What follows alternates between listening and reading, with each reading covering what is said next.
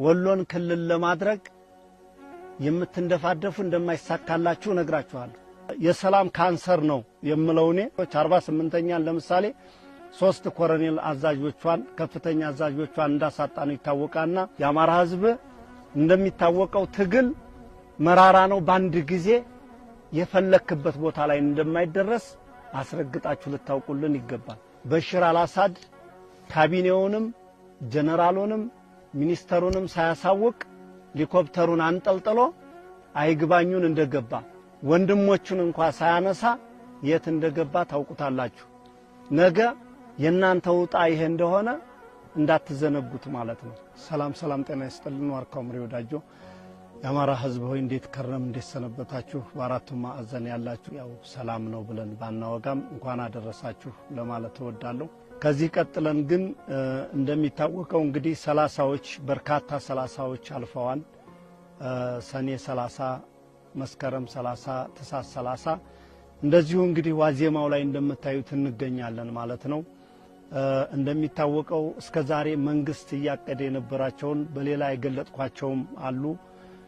አሁን ምንድነው ለህዝባችን ማሳወቅ የምፈልገውና እንዲሁም አጠቃላይ ለሰራዊት አባላችን በሙሉ እስካሁን ይዞት የመጣው ፕሮፓጋንዳ ህዝባችን እንዲሰለች እንዲጨፈጨፍ እንደፈለገ ያደረገ መድፈን ያለውፒ እንደፈለገ ያደረገ ገበሬውን ማሳይ ገበሬውን ቤት ያቃጠለ በየጊዜው ብዙ ነገር ስቃይ ላይ ሲያደርስ እንደከረመ ይታወቃል። በዚሁም ያው ተገልጠዋን በየጊዜው በቃል አቀባዮቻችን በኩል በናርበኛ በፈንታው ተገልጸዋን እንዲሁም በሌላዎች በየኮሩ ባሉ ለምሳሌ ላስታ አሳምነው ኮር ባለ ህዝብ ግንኙነት እንደዚሁ ምዕራብ ወሎ ላሉ ኮሮቻችን አጠቃላይ የተሰራ የኖረውን ግፍ በየጊዜው ያሳውቋችሁም ቢሆን እስከዛሬ እየሰራ የነበረው እስከ ህዝቡ ጃምላ በለው በቃ ህዝቡ ሲሰለች መጨረሻ ላይ እኛ ድርድር ብለን ጥያቄ እናቀርባለን። የዛኔ የሰለቸ ማህበረሰብ እንዲደራደሩም ጫናም ግፊትም ያደርጋን ብሎ ሐሳብ ነበረው ማለት ነው። ህዝባችን ግን የሚጨፈጨፈውን በመድፍ የሚመታውን ሰብሉ ሲወድም ባረም ሲገደል ባጨዳ ሲገደል በውቂያ ሲገደል ከቤቱ እንዳለ ቁጭ ብሎ ሲገደል ሁሉንም ተቋቁሞ እኛም ግን በሚገባ ይቀጡ ቅጣት እያሳየን አንድ አይሉት በ5 ወር ውስጥ 5 ኮሎኔሎቹን እንዳሳጣነው ይታወቃል ማለት ነው።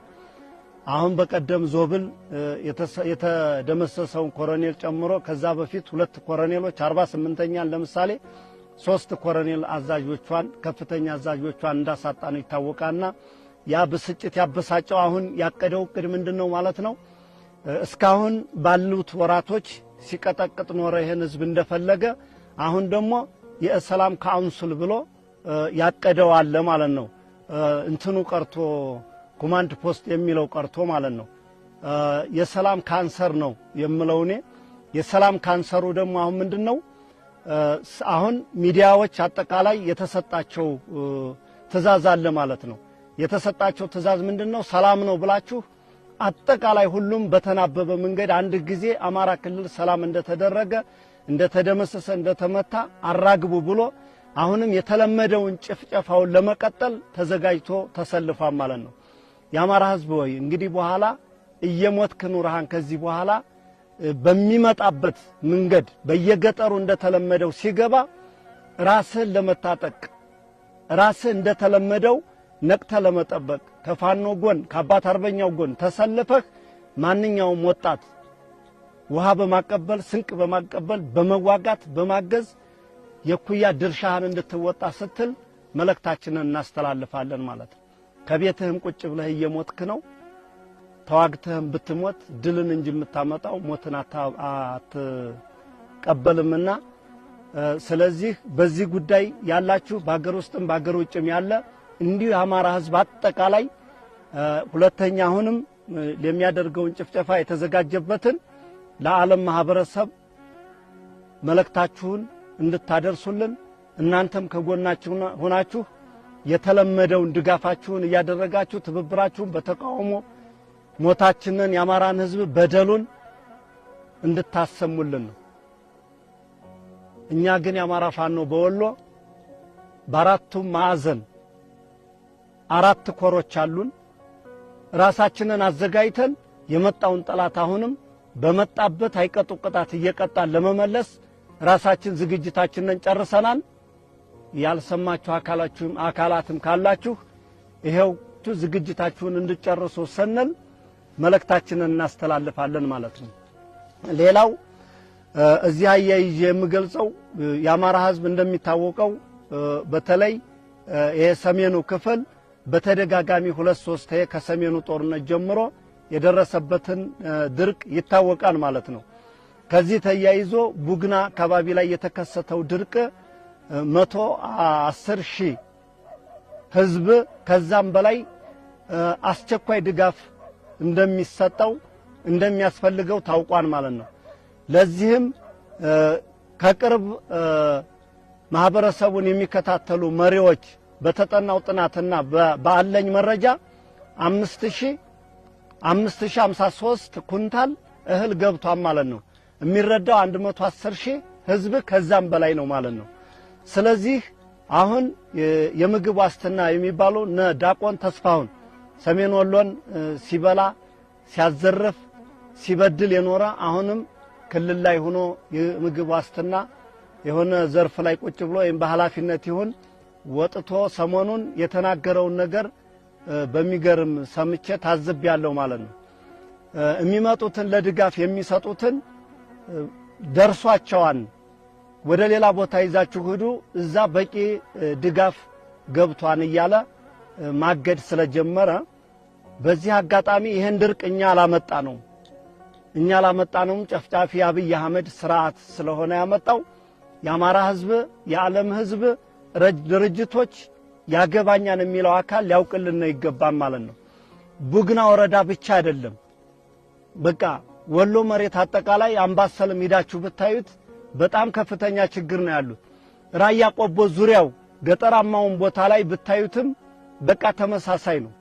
ስለዚህ እየጨመረ የሚመጣ ነገር ስለሆነ እኛ ማንኛውም ድርጅቶች በማንኛውም ቦታ እየገቡ ሕዝባችንን እንዲያዩ እንዲከታተሉ ከችግሩ እንዲደርሱለት ስንል መንገዳችንን እኛ መብታቸው በተጠበቀ መንገድ ክፍት አድርገን እንደምንሰጣችሁ ከወዲሁ እናሳስባለን ማለት ነው። ከዚህ ውጭ ይህን ድርቅ እኛ አላመጣነውም። ማን እንዳመጣው ይታወቃል። እኛ ወታደሮች ነን፣ ታጋዮች ነን። ሕዝባችን ግን ያለበትን ችግር የዓለም ሕዝብ እንዲያውቅልን ስንል እናሳውቃለን። ትግላችን እስከ መቼውም ድረስ ድላችንን፣ ነጻነታችንን፣ ክብራችንን በክንዳችን እናመጣዋለን ማለት ነው።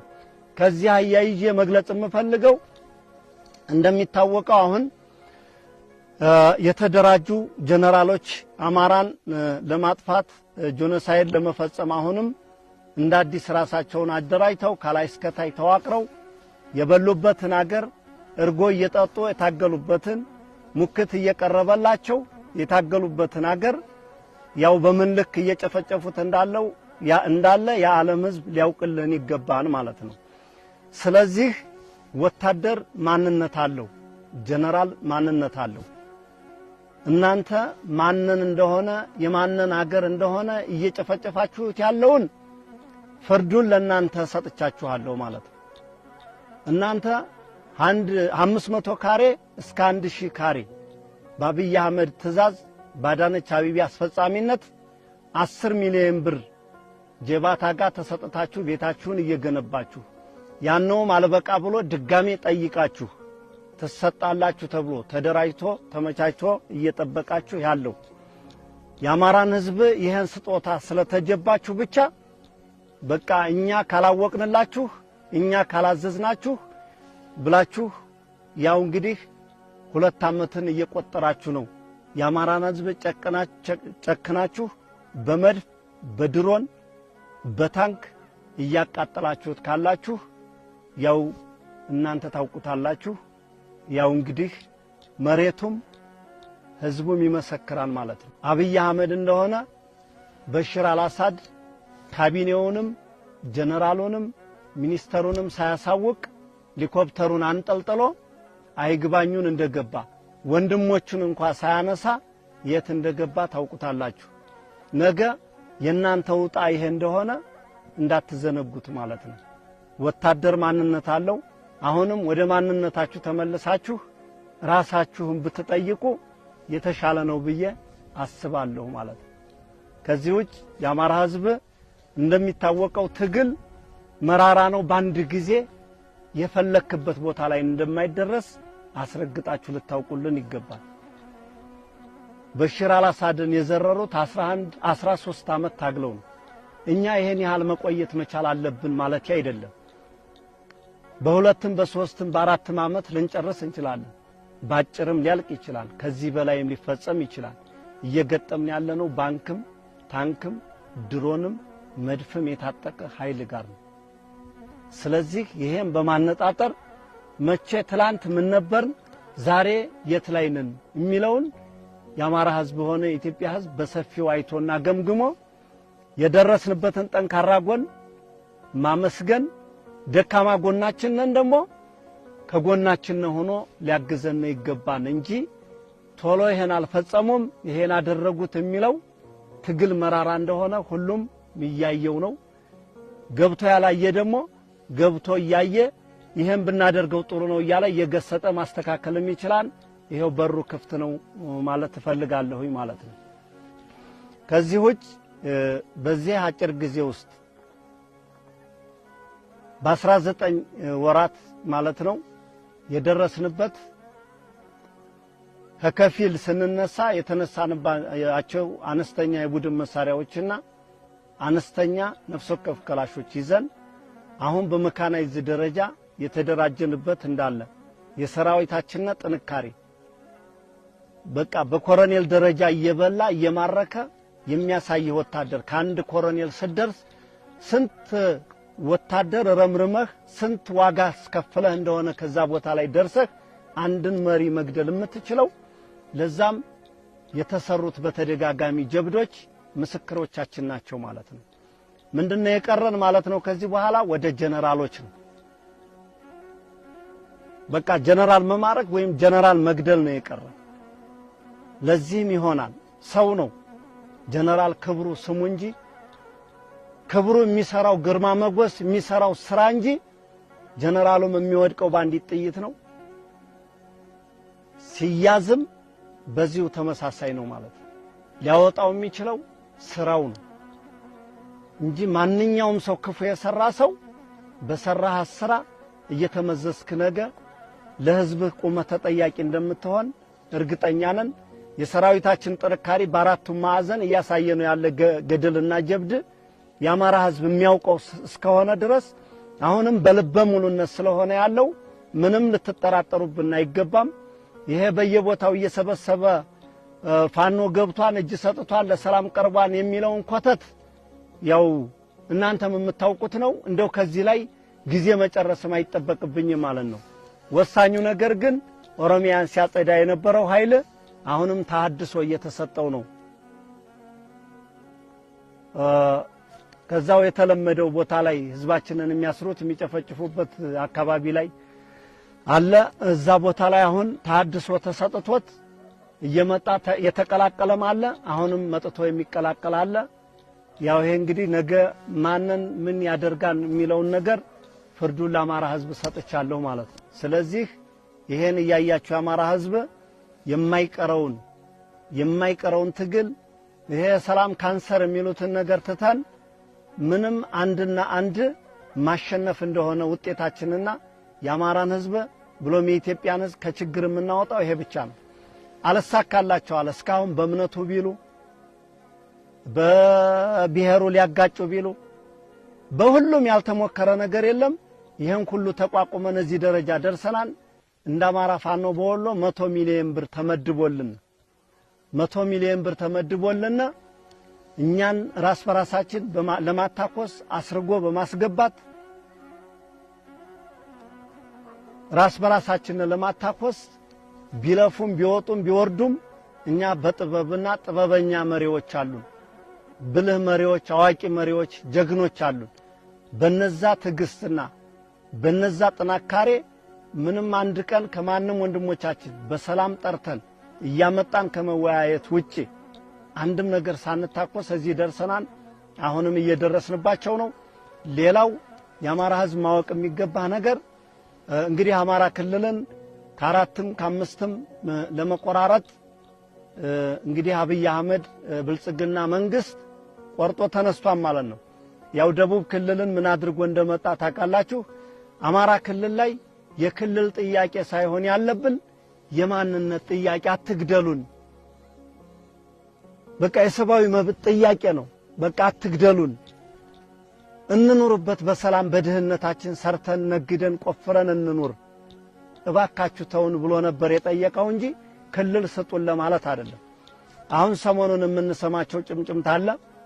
አማራ ክልል እነ ጻዲቅ አብርሃ ትግራይ ክልል ላይ ያጡትን ስልጣን መጥተው ብልጥግና ላይ ከዚህ ተለጥፈው ወሎን ክልል አድርገው እነበለጠ ሞላ ብታድቡ ይሻላችኋል። ይሄ ነው የናንተ ምሁርነት።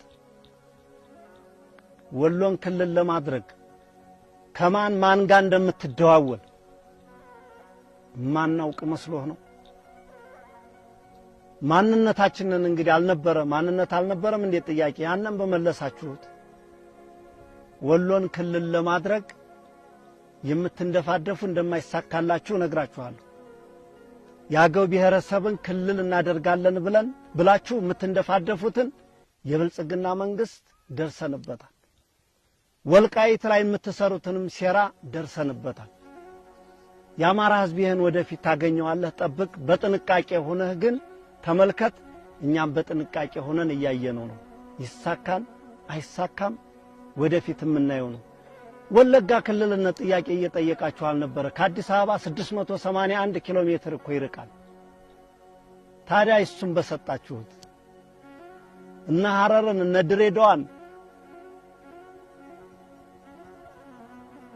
ማን ነው ሌላ ኦሮሚያ አንድ ቦታ አለ። እነዚህን ለማስገባት ወደ ኦሮሚያ እየጠየቃችሁ እንዴት ታዳኛን እንደ ዳቦ በየቦታው ለመቆራረጥ ነውስ? በቃ ምንም አማራ አልቋን አላችሁ። ማን ነው አልቋን ያላችሁ? እኛ ልጆቹ አለንለት። የአማራ ታጋይ በአራቱም ማዕዘን የወጡ ነበልባል ልጆቹ ክንዳቸውን ሳይንተራሱ ይችንም እናንተ ቆራርጣችሁ እንደ ዳቦ አትሸነሽኗት። ከዛው የምትፈልጉትን የምትሸልሉበትን እንደለመዳችሁ ዳባችሁን አሰርታችሁ እዛ አብራችሁ እየተያያዛችሁ ውስኪያችሁን እየደረደራችሁ ቆራርጧት። ባፍ ልታወጉ ትችላላችሁ። ነገ ግን እኛ አንድ እናደርጋታለን። ለዚህም የአማራ ህዝብ እኔ በእኔ አንደበት ይህን ሁሉ ገልጨም ተንተኘም ስለማልዘልቀው አንተ ታውቀዋለህ እየተደገሰልህ ያለውን ድግስ። በጥንቃቄ ሁላችንም እንመልከት ስል ጥሬን አቀርባለሁ። ዋርካው ምሪ ወዳጆ አመሰግናለሁ። ሰሞኑን የፋኖ ኃይሎች ዘመቻ አንድነት ብለው የሚጠሩትን ዘመቻ ጀምረዋል። ዘመቻ አንድነት በወሎ ላሊበላ ከተማ ዛሬ መጋቢት 11 2017 ዓ.ም የአማራ ፋኖ በወሎ ወይም ቤተ አማራ ግዙፉ ላስታ አሳምነው ኮር ከጠዋት 12 ጀምሮ በላሊበላ ከተማ ላይ ታላቅ ተጋድሎ አድርገናል ብለዋል። ጠቢባኑ የንጉሱ ላሊበላ ልጆች ያሳምነው ጽጌ ግልገሎች በዘመቻ አንድነት ላሊበላ ከተማ ላይ የሰፈረውን የጠላት ጥምር ጦር ኃይሉን በመደምሰስ ከተማዋን በመቆጣጠር ታሪክ ሲሰሩ ውለዋል። በዚህ አውደ ውጊያ ሁሉም የኮሩ ክፍለ ጦሮች የተናበበ ትግል ያደረጉበት ሲሆን ጠላት ላይ በእሳት በረዶ በማዝነብ የምትታወቀው ነበልባሏ የማረጉ ተማረ ክፍለ ጦር በላሊበላ ሆስፒታል ማረቢያ ቤትና ከተማ መሃል አደባባይ በመግባት በተለምዶ ውሃ ጋን ተብሎ የሚጠራ ቦታ ላይ የነበረውን ከባድ ምሽግ በመስበርና በመቆጣጠር ጠላትን አርከፍክፋለች። የማረጉ ተማረ ልጆች ነበልባሎቹ መሃል ከተማ አደባባይ በመግባት ከጠላት ጋር አንገት ለአንገት በመተናነቅ በጨበጣ ውጊያና ቦምብ እንደ ድንጋይ በመወርወር ጠላትን አፈር ዱቄት አድርገውታል። ቅንድብ የሚላጩት ቀጫጭኖቹ ያሳምነው ልጆች በዚህ የመሃል ከተማ ውጊያ አንድ የሻለቃ ማዕረግ ያለው የመከላከያ አመራርን ጨምሮ ባንዳ የፖሊስ አመራርን እርምጃ ወስደውበታል። ከናዳፊዋ ተፈራ ማሞ ክፍለ ጦር ከወርዋሪዎቹ የኃይሉ ከበደና እሸት ክፍለ ጦር የከተማዋን ሰሜንና ምዕራብ ክፍል ማለትም ከሲመኖ ሽምበርማና መካልት እስከ ሹምሸሂ ኤርፖርት ድረስ በመዘርጋት ጠላትን ሲያደባዩት ሲወቅጡት የዋሉ ሲሆን ከፍተኛ ኪሳራ አድርሰውበታል። መብረቅ የሆነችው ተከዜ ክፍለ ጦር በከተማዋ ደቡብ አቅጣጫ በናአክቶላ በመግባት ቻይና ካምፕ እየተባለ የሚጠራውን ዋናውን ጠላት ስታጠቃውላለች። ሌላኛዋ ኡባንተ ክፍለ ጦር ከጋሸና ከተማ ተጨማሪ ኃይል እንዳይንቀሳቀስ ከጋሸና ወደ ላሊበላ የሚወስደውን ዋናውን አስፓልት በመቆጣጠር ዘግታ የዋለች ሲሆን በሌላ መስመር በኃይሉ ከበደ ቀሪዎቹ ሻለቃዎች ከሰቆጣ ወደ ላሊበላ ተጨማሪ ኃይል እንዳይንቀሳቀስ በአስከተማ በኩል ዋናውን አስፓልት ዘግተው ውለዋል። ውጊያው የሁሉም ክፍለ ጦሮች ተሳትፎ የተደረገበት ቢሆንም ሁሉም የተዋጊ ኃይላቸውን ሳይጠቀሙ ማለትም ተጠባባቂ ኃይል በማስቀመጥ በአነስተኛ የሰው ኃይል ብቻ የተደረገ ነው። አጠቃላይ በዚህ ውጊያ ራሱን ጥምር ጦር እያለ የሚጠራውን መከላከያ፣ አድማ ብተና፣ ሚሊሻና ፖሊስ ጥርቅም በኩል የሰው ኃይል ኪሳራ ከ30 በላይ የሞተ ከ50 በላይ የቆሰለ ከ10 በላይ የተማረከ ሲሆን አጠቃላይ በሁሉም ክፍለ ጦሮች እጅ የገባ ከ42 በላይ የነፍስ ወከፍ ክላሽና ከፍተኛ ቁጥር ያለው ተተኳሽ በምርኮ ተገኝቷል። መዳረሻው ድልና ነጻነት የሆነው የአማራ ሕዝብ የህልውና ተጋድሎ በዘመቻ አንድነት ተጠናክሮ ይቀጥላል ሲል የአማራ ፋኖ በወሎ ወይም ቤት አማራ ላስታ አሳምነው ኮር ህዝብ ግንኙነት ኃላፊ ፋኖ ቢያበይን ገልጿል። ተጠናክሮ በቀጠለው ዘመቻ አንድነት የአማራ ፋኖ በወሎ ወይም ቤት አማራ ምስራቅ አማራ ኮር 1 አሳምነው ክፍለ ጦር 3ኛና 5ኛ ሻለቃ ወልዲያ ከተማ ዙሪያ ዋናው የባህር ዳር መስመር አፍሪኬርና ገዶ በር ላይ ታላቅ ጀብድ ፈጽመዋል። ላስታ አሳምነው ኮር ላሊበላ ከተማ ዘልቆ በመግባት እያደረገው ያለውን ከባድ ተጋድሎ ተከትሎ ጠላት በብዙ አቅጣጫ ተጨማሪ ኃይል ወደ ቦታው እያጓጓዘ ሲሆን ከራያ ቆቦ መርሳና ወልዲያ የሚመጣውን በመዝጋትና እንዳያልፍ በማድረግ ብሎም የጠላት ኃይል ላይ በወሰዱት ያልታሰበ እርምጃ በርካታ ሙትና ቁስለኛ አስተናግዷል። ጠላት በመድፍ ብረት ለበስና ዙ 23 የታገዘ ውጊያ እያደረገ ይገኛል። ከዚህ ጋር ተያይዘም ሰሞኑን ወልዲያ ከተማ የፈጸመውን የባንክ ዝርፊያ በዛሬው ዕለትም ሳንቃ ከተማ አባይ ባንክ ላይ 2 ማዳበሪያ ብር ዘርፎ በገሃድ መታየቱን የአካባቢው ነዋሪ ህዝብ ምስክርነት ሰጥቷል። በተመሳሳይ በተለያዩ ከተሞች ያሉ ባንክ ሰራተኞችንና ማናጀሮችን እያሰረና ጥሬ ገንዘብ በኦራል እየጫነ እየወሰደ ያለበት ሁኔታ ነው ያለው። በሌላ ተጋድሎ ዞቡላ አምባ ክፍለ ጦር ቃኝ ዛሬ መጋቢት 11 2017 ዓ.ም ንጋት ራያ ቆቦ መንጆሎ ላይ ጠላትን በደፈጣ ሲያደባዩት አርፍደዋል። በዘመቻ አንድነት ጠላትን በደፈጣ መምታት፣ ረፍት መንሳትና ማሰላሸት ተሰላችቶ ሲገኝ በመደበኛ ውጊያ መደምሰስና መማረክ ተጠናክሮ ይቀጥላል።